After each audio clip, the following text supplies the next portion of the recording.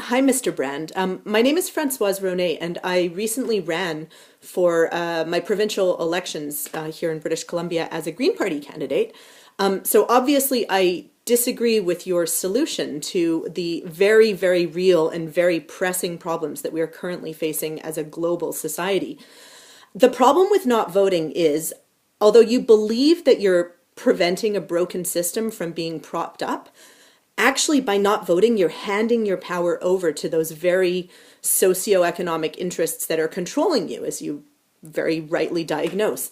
The problem is that your solution, violent revolution or just revolution, there have been many of them in the past, and it's true that they have brought about very important and very necessary social change. I think that we're living at one of the greatest moments in human history in terms of our ability to understand ourselves as a human community living on a very small planet floating in a very large universe. And I think that it really, I get quite optimistic about the ability for us to potentially solve things this time.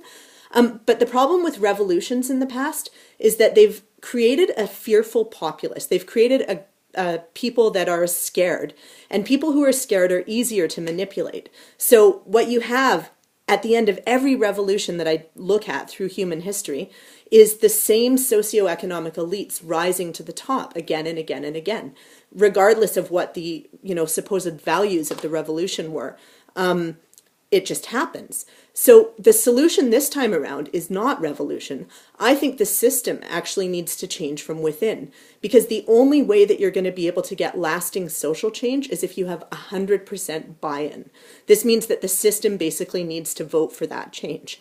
How is that going to happen? You have to get out and vote. Now, if the 50% of people who didn't vote pooled their voices and voted for an alternative, their voices combined would be louder than any of the support for any of the current political parties on the landscape.